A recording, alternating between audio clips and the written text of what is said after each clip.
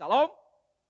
Bersyukur untuk Bapak Ibu, saudara-saudara yang liburan bersama anggota keluarga bisa balik kembali dan dapat beribadah bersama-sama dengan kita hari ini. Dan hari ini saudara kita akan melihat firman Tuhan di dalam Kejadian 18 ayat 16 sampai 33. Mari kita melihat bagian firman Tuhan ini. Saya akan bacakan untuk kita, saudara, dan Bapak Ibu bisa mengikuti di dalam Alkitab saudara masing-masing. Kejadian pasal yang ke-18, kita baca mulai ayat yang ke-16 sampai yang 33. Saya bacakan di dalam Alkitab terjemahan 2, TB2. Demikian firman Tuhan. Permohonan Abraham untuk Sodom. Lalu orang-orang itu berangkat dari sana dan memandang ke arah Sodom. Abraham berjalan bersama mereka untuk mengantarkan mereka. Berpikirlah Tuhan, apakah aku akan menyembunyikan dari Abraham apa yang hendak kulakukan? Bukankah Abraham akan menjadi bangsa yang besar serta berkuasa, dan oleh dia segala bangsa di bumi akan mendapat berkat. Sebab aku telah memilih dia supaya ia memerintahkan anak-anaknya dan keturunannya untuk tetap mengikuti jalan Tuhan dengan melakukan kebenaran dan keadilan, juga supaya Tuhan memberi kepada Abraham apa yang dijanjikannya kepadanya. Berfirmanlah Tuhan, jeritan terhadap Sodom dan Gomora sungguh banyak dan sungguh sangat berat dosanya. Baiklah aku turun dan melihat apakah mereka benar-benar telah berperilaku seperti jeritan yang sampai kepadaku. Jika tidak, aku akan mengetahuinya. Lalu orang-orang itu meninggalkan tempat itu dan berjalan ke Sodom. Tetapi Abraham masih tetap berdiri di hadapan Tuhan. Abraham datang mendekat dan berkata, apakah engkau akan melenyapkan orang benar bersama orang fasik? Bagaimana kalau ada 50 orang benar dalam kota itu? Apakah engkau akan melenyapkan tempat itu dan tidak mengampuninya demi ke-50 orang benar yang ada di dalamnya? Tidak mungkin engkau berbuat demikian, membunuh orang benar bersama orang fasik, sehingga orang benar disamakan dengan orang fasik. Itu tidak mungkin bagimu. Bagaimana mungkin hakim seluruh bumi tidak berlaku adil? Tuhan berfirman, jika aku menemukan 50 orang benar dalam kota Sodom, aku akan mengampuni seluruh tempat itu demi mereka. Abraham menjawab, sesungguhnya aku telah memberanikan diri berkata kepada Tuhan, walaupun aku ini debu dan abu. Bagaimana kalau berkurang 5 orang dari 50 orang benar itu? Apakah engkau akan memusnahkan seluruh kota itu karena 5 orang itu? Firman-Nya, aku tidak akan memusnahkannya jika aku menemukan 45 di sana. Abraham melanjutkan lagi perkataan kepadanya, bagaimana kalau 40 yang ditemukan di sana? Firman-Nya, aku tidak akan berbuat demikian demi yang 40 itu. Kata Abraham, janganlah kiranya Tuhan murka jika aku berkata sekali lagi, bagaimana kalau 30 yang ditemukan di sana? Firman-Nya, aku tidak akan berbuat demikian jika aku menemukan 30 di sana. Abraham berkata, sesungguhnya aku telah memberanikan diri berkata kepada Tuhan, bagaimana kalau 20 yang ditemukan di sana? Firman-Nya, aku tidak akan memusnahkannya demi yang 20 itu. Kata Abraham, janganlah kiranya Tuhan murka jika aku berkata lagi sekali ini saja. Bagaimana kalau 10 yang ditemukan di sana? Firman-Nya, aku tidak akan memusnahkannya demi yang 10 itu. Lalu Tuhan pun pergi setelah ia selesai berfirman kepada Abraham, dan Abraham kembali ke tempat tinggalnya. Demikian Bapak Ibu pembacaan firman Tuhan buat kita, berbahagia kita yang mendengar dan melakukan firman ini di dalam kehidupan kita. Saudara, ketika saya bertanya kepada beberapa orang saudara tentang doa, karena tema kita hari ini syafaat seorang pria saudara. Ketika mereka memberi jawaban, mereka sering berdoa itu adalah doa makan dan doa tidur. Ini doa yang sering mereka lakukan. Lalu saya tanya lagi saudara, isi doa kalian itu apa? Isi doa makannya apa? Maka sebagian besar itu menyetujui bahwa isi doa makannya itu sama dan tidak berubah saudara. Jadi setiap kali doa makan ya doanya itu aja. 3 kali sehari makan ya 3 kali doanya doa yang sama. Jadi ketika saya memikirkan itu mirip seperti anak SD yang hafal doa saudara. Jadi mau doa apapun doanya itu juga. Mau dia doa makan, doa siang, doa terserah. Bahkan terkadang doa tidur pun dia pakai doa makan. Karena dia nggak ngerti doa. Nah itu yang dilakukan oleh anak-anak. Nah saya kurang tahu apakah Bapak Ibu punya pengalaman yang sama. Seperti itu. Kira-kira doa makan Bapak Ibu itu suka berubah atau sama dari dulu sampai sekarang? Ayo, hampir mirip kan ya? Doa kita walaupun sering doa makan, tapi rasanya kalimatnya ininya itu nggak berkembang. Begitu aja.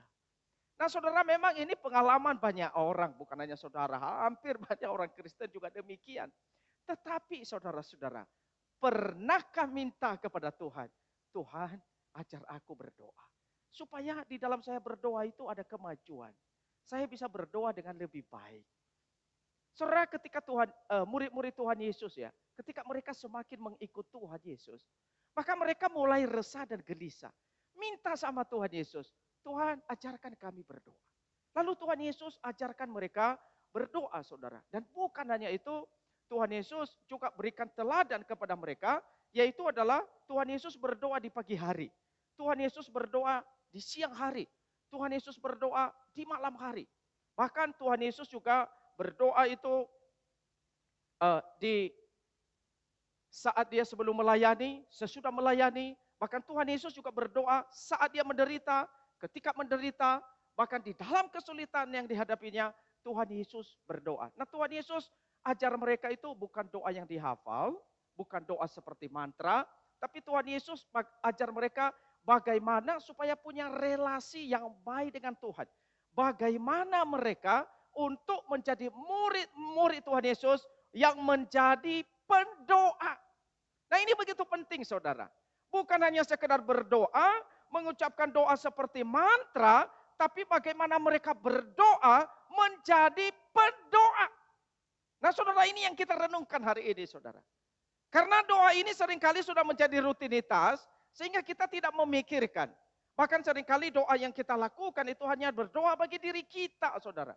Kita lupa berdoa untuk yang lain. Tetapi saudara, hari ini kita akan merenungkan bagaimana kita itu betul-betul menjadi pendoa. Dan kita lihat saudara bagaimana Abraham di dalam perikop yang tadi kita baca ini saudara. Dia itu menjadi pendoa yang hebat. Abraham ini bukan saja dia seorang pria. Dia memang seorang suami, dia seorang ayah, dia seorang kepala keluarga. Tetapi dia seorang beriman yang berdoa kepada Tuhan. Ini luar biasa saudara. Dia seorang beriman yang berdoa bagi orang fasik. Dia seorang beriman yang berdoa bagi Sodom yang sangat berdosa kepada Tuhan. Saudara, tidak ada untungnya buat dia berdoa bagi Sodom. Tapi dia berdoa bagi keselamatan orang lain. Dia berdoa supaya orang-orang di sekitarnya juga tidak mengalami murka, tapi mengalami keselamatan dari Tuhan.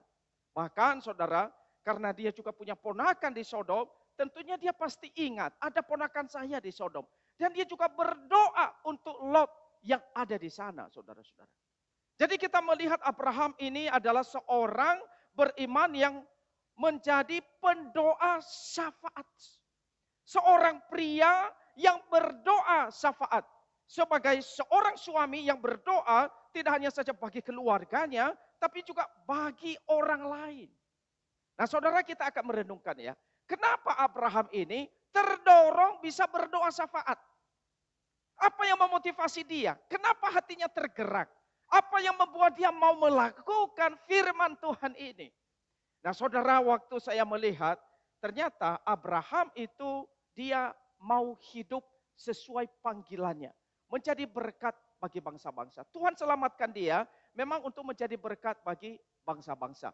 Dan dia juga dilatih oleh Tuhan supaya dia itu terlatih menjadi berkat bagi orang lain melalui doa syafaat.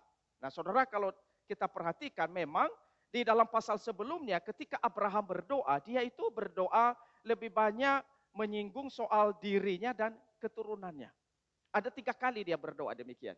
Tetapi kemudian saudara, Tuhan melihat ini Abraham yang baru beriman, perlu dilatih. Maka Tuhan berikan dia satu kabar bahwa Sodom itu akan dihancurkan oleh Tuhan. Maka ketika Abraham mendengar itu saudara, maka responnya itu ketika dia lihat, wah kalau Sodom akan dihancurkan oleh Tuhan. Maka respon yang diambilnya itu adalah dia berdoa syafaat. Dia doakan kota itu.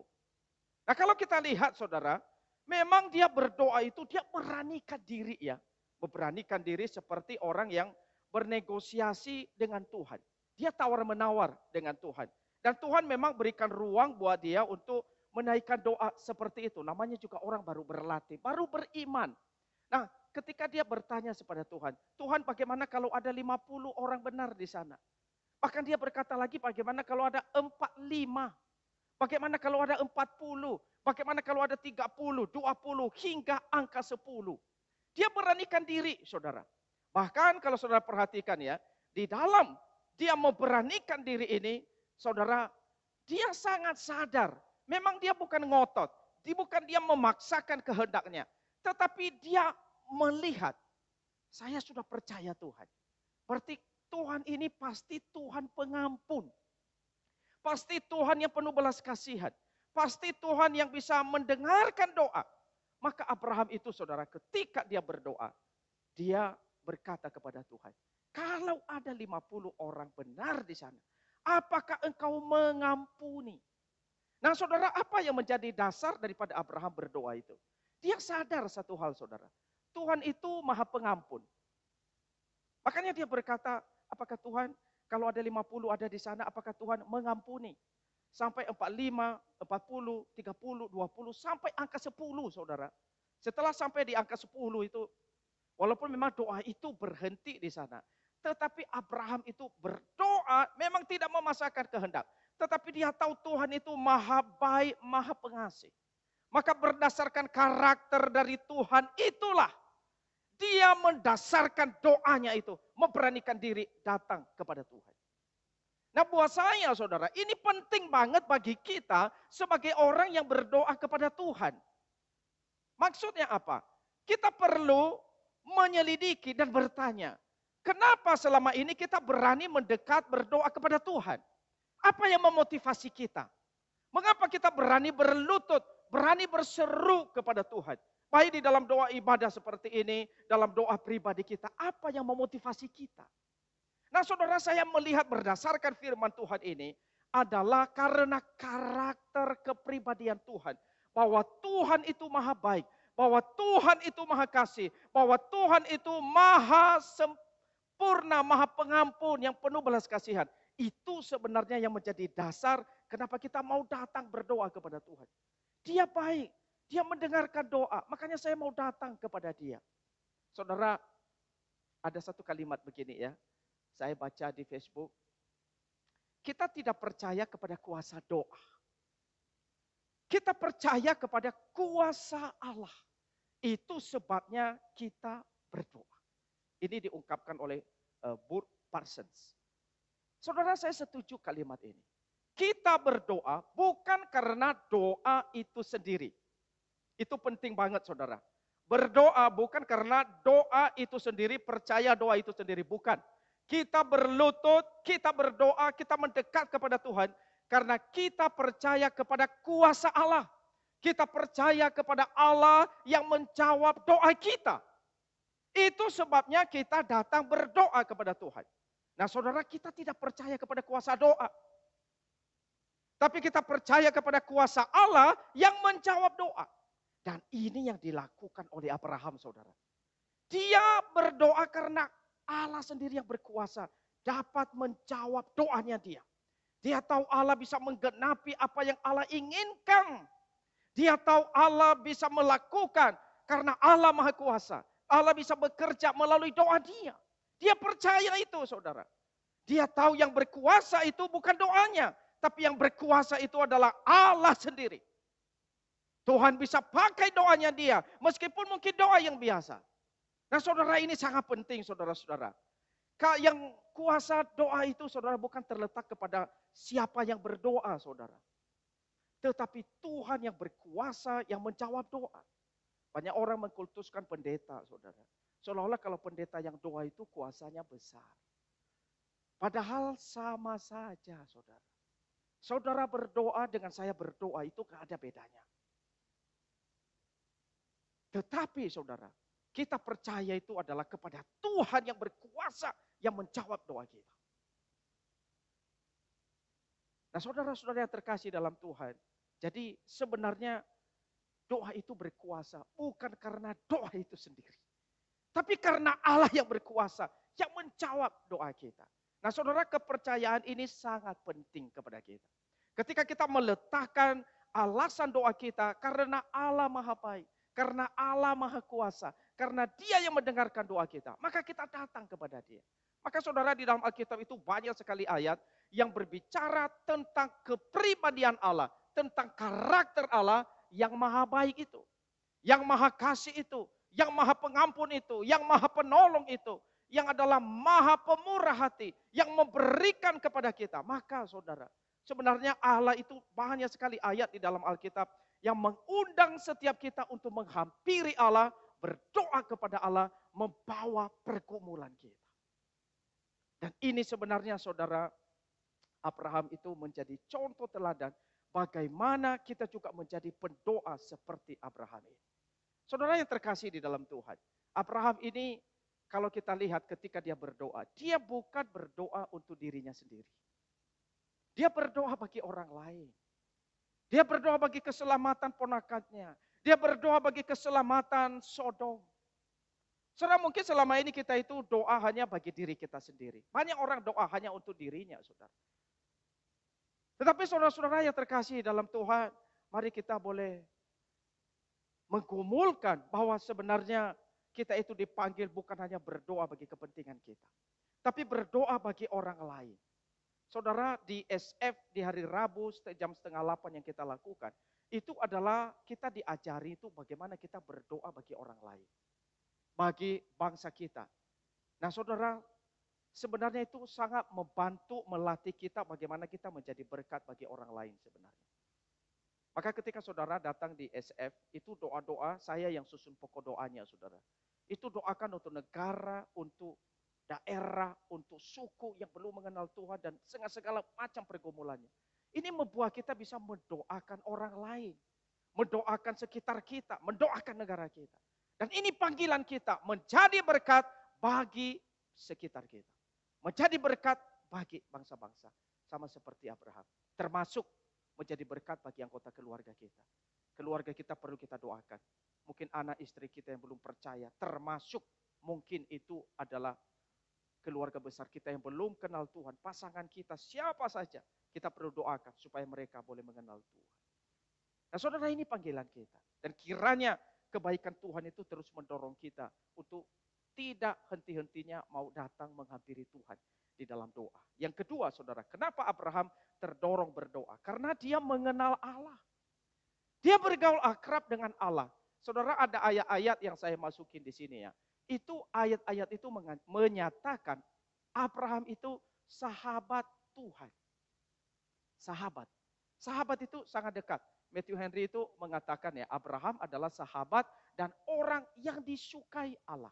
Dan karena Abraham itu adalah sahabat daripada Tuhan, maka kemudian Tuhan itu di dalam perikop yang tadi kita baca, rasanya saudara, ini percakapan seperti sahabat. Aku akan memberitahukan kepada Abraham, aku akan menghancurkan kota Sodom. Meskipun memang tidak detail Tuhan kasih tahu gimana cara menghancurkan kota Sodom itu, apa yang terjadi. Tapi Abraham punya kepekaan luar biasa. Dia ingat orang benar, saudara. Ada orang benar, bagaimana kalau ada orang benar? Dia ingat keluarganya, ada Lot di situ. Sehingga ada kepekaan yang membuat Abraham itu akhirnya berdoa kepada Tuhan. Tetapi saudara, kita juga melihat Abraham ini sangat sadar siapa dirinya dan siapa Tuhan.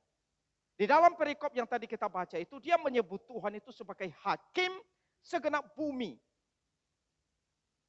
Jadi dia sangat sadar sekali. Saya berhadapan dengan Tuhan yang adalah hakim segenap bumi. Meskipun dia adalah sahabat dari Tuhan, tapi dia juga sangat sadar. Dia adalah seorang yang sangat lemah seperti debu dan abu. Kalau saudara baca di ayat 7 itu, Abraham menyahut, sesungguhnya aku telah memberanikan diri kepada Tuhan walaupun aku debu dan abu. Dia tahu Tuhan adalah Allah hakim segenap bumi. Tapi dia juga sadar saya ini adalah debu dan abu. Bagaimana saya itu bisa ini dengan Tuhan. Bisa tetap hormat kepada Tuhan. Dia sadar dia debu, dia abu. Sebenarnya tidak layak saudara. Ini satu sikap yang begitu menghormati Tuhan. Sehingga ketika dia berdoa kepada Tuhan. maka dia itu tidak paksakan kehendak dia. Karena dia sangat kenal Tuhan siapa. Sehingga saudara di dalam doa yang disampaikan oleh Abraham itu, kalau kita lihat saudara, itu doanya dia minta dari angka 50 sampai akhirnya ke angka yang ke-10. Tapi ketika sampai angka yang ke-10 saudara, apakah Abraham melanjutkan? Tidak. Kenapa dia tidak melanjutkan? Dia sadar satu hal soal kedaulatan dari Tuhan. Jadi ini bukan kehendak saya, ini adalah kehendak Tuhan. Makanya dia berhenti. Sehingga kalau kita melihat, setelah tawar-menawar negosiasi itu saudara, di ayat 33, lalu Tuhan pergi setelah ia selesai berfirman kepada Abraham. Doa itu berhenti, enggak melanjutkan. Jadi memang kita melihat seolah-olah gantung saudara ya doa ini. Tetapi di sini kita melihat ada satu hal yang luar biasa. Apa hal yang luar biasa di sini saudara? Saya melihat adalah bagaimana Tuhan bekerja meskipun doa Abraham itu doa yang lemah dan terbatas. Tapi Tuhan itu melakukan sesuatu melampaui yang didoakan oleh Abraham. Itu yang saya lihat saudara. Jadi Tuhan tidak melakukan sesuatu berdasarkan kecukupan dari doa Abraham. Tuhan justru menyempurnakan doa itu. Kalau Tuhan saudara tidak sempurnakan doa Abraham, maka Lot serta kedua anaknya itu pasti binasa di Sodom. Karena doa Abraham masih doa yang belum sempurna saudara. Kita melihat Tuhan itu bisa bekerja melampaui yang kita doakan. Melampaui yang kita minta. Melampaui yang kita pikirkan. Dan itu yang dikerjakan oleh Tuhan di dalam dia menjawab doa-doa kita. Maka saudara sebenarnya ketika kita berdoa di tengah segala kelemahan kita. Maka satu hal yang kita ingat. Meskipun mungkin kita nggak mengerti bagaimana berdoa. Tapi firman Tuhan itu mengingatkan Roh Kudus itu akan menolong kita. Bagaimana berdoa dengan benar. Bagaimana kita bisa menaikkan satu permohonan yang dikehendaki oleh Tuhan. Roh Kudus menolong kita. Bahkan Allah bekerja melampaui yang kita doakan. Saudara, kalau tadi baca di dalam pengakuan dosa saudara ya, saya kasih satu ayat yang luar biasa, itu Yeremia 33 ayat 3. Di sana dikatakan, berserulah kepadaku, aku akan menjawab engkau. Dan memberitahukan kepadamu hal-hal yang besar. Hal-hal yang tidak terpahami. Hal-hal yang tidak kau ketahui. Ini seolah-olah Tuhan mau katakan, bahkan yang tidak terpikir oleh kamu. Itu yang aku jawab. Itu yang aku akan berikan kepadamu. Dan saudara, kita punya Tuhan luar biasa. Dia memberi bahkan yang kita tidak minta. Dia melakukan bahkan yang kita tidak doakan. Dan itulah Tuhan kita. Saya kurang tahu pergumulan apa kita di dalam keluarga kita. Pergumulan apa saudara di dalam pekerjaan saudara. Pergumulan apa saudara di dalam relasi saudara sebagai suami dan istri. Pergumulan apa saudara di dalam hari depan saudara. Tapi firman Tuhan mengajar kita hari ini. Allah bekerja melampaui yang kita doakan. Itu sebabnya mari bertekun dalam doa kita. Jangan berhenti berdoa. Meskipun doa kita itu sederhana. Tidak sempurna. Tapi Tuhan bisa menyempurnakan. Melakukan, melampaui yang kita doakan. Saudara, Abraham luar biasa. Dia menjadi berkat. Meskipun doanya tidak sempurna. Dia belajar menjadi berkat bagi bangsa-bangsa lain. Saudara, untuk kita bisa menjadi berkat, kita bisa berdoa lebih banyak lagi bagi dunia ini. Saudara, kemudian yang ketiga, saudara. Orang benar berdampak besar bagi sekitarnya. Kalau kita melihat ya, Abraham itu tadi menyebut soal keberadaan orang benar. Kalau ada 50 orang benar sampai 10 orang benar. Tetapi saudara yang menarik di dalam bagian ini, apakah orang benar itu banyak? Ternyata sedikit. Berapa banyak orang benar yang ada di Sodom? Tidak banyak. Enggak sampai 10. Berapa orang? Hanya 3 orang. Ada Lot dan kedua anaknya. Jadi mereka 3 orang. Itu yang diselamatkan oleh Tuhan dari Sodom itu. Orang benar itu sedikit. Kalau saudara perhatikan secara fenomena orang beriman banyak. Orang yang ngaku beriman banyak. Tapi orang yang betul-betul beriman sejati sedikit. Sedikit sekali. Dan berharap setiap kita masuk di dalam golongan yang sedikit ini. Nah, sedikit memang bukan berarti tidak berdampak. Justru yang sedikit itu yang berdampak besar. Justru yang sedikit berpengaruh penting bagi salam, bagi kesejahteraan banyak orang di dunia ini, saudara. Maka keberadaan orang benar sebagai orang Kristen yang mengikut Tuhan, saudara, jangan kita meremehkan. Karena keberadaan orang benar yang sedikit itu berdampak besar bagi dunia ini. Meskipun mungkin di dalam dunia bisnis, dunia politik, di dalam dunia kedokteran, di dunia kepolisian, tentara, bahkan di sekolah, di rumah sakit, di mana saja, orang benar itu sedikit. Termasuk di kejaksaan, orang benar itu sedikit. Tetapi keberadaan orang benar itu sangat-sangat penting, saudara. Karena kehadiran orang benar itulah justru Tuhan memberkati tempat itu. Makanya ada seorang yang mengatakan bahwa orang-orang fasik berhutang besar kepada orang benar. Karena orang benarlah melalui hidup mereka mendatangkan berkat di mana mereka berada. Saudara, firman Tuhan itu yang saya masukkan di sini, saudara. Kenapa Tuhan memberkati Laban? Karena ada Yakub di sana. Tetapi Laban berkata kepadanya, Yakub maksudnya, sekiranya aku mendapat kasihmu, telah nyata kepadaku bahwa Tuhan memberkati aku karena engkau. Yakub itu orang benar. Di dalam Kejadian 39 ayat 5 tentang Potifar, saudara. Sejak ia memberikan kuasa dalam rumahnya dan atas segala miliknya kepada Yusuf, Tuhan memberkati rumah orang Mesir itu, yaitu Potifar. Karena siapa? Karena Yusuf orang benar itu. Sehingga berkat Tuhan ada atas segala miliknya, baik yang di rumah maupun yang di ladang. Orang benar itu sedikit tapi jadi berkat bagi dunia ini, saudara. Kisah para Rasul. Dan ia berkata, jangan takut, ini perkataan Tuhan kepada Paulus. Engkau harus menghadap Kaisar dan sesungguhnya oleh karunia Allah, maka semua orang yang ada bersama-sama dengan engkau di kapal ini akan selamat karena engkau. Karena siapa? Karena Paulus orang benar. Dan ada satu lagi, saudara, Yeremia 5 ayat 1 ini indah sekali. Lintasilah jalan-jalan Yerusalem, lihatlah baik-baik dan camkanlah. Periksalah di tanah-tanah lapangnya. Apakah kamu dapat menemui seseorang? Apakah ada yang melakukan keadilan dan yang mencari kebenaran? Maka aku mau mengampuni kota itu. Karena apa? Seseorang. Satu orang saja, saudara. Tapi Tuhan bisa mengampuni kota itu. Saudara, keberadaan kita sebagai orang yang benar begitu penting. Meskipun kita sedikit. Maka saudara, kalau Tuhan temukan kita sebagai orang yang benar dalam keluarga kita, Tuhan bisa pakai kita jadi salom, pembawa damai sejahtera bagi keluarga kita. Itu luar biasa indah. Tuhan bisa buat kita berdampak bagi keluarga kita. Meskipun engkau hanya seorang istri di dalam keluarga, engkau satu-satunya yang percaya. Tapi engkau orang benar, engkau bisa berdampak bagi keluarga. Meskipun engkau seorang anak, masih kecil. Tetapi Tuhan bisa pakai karena engkau orang benar yang mengenal Tuhan. Saudara, keberadaan orang benar meskipun sedikit tapi berdampak besar.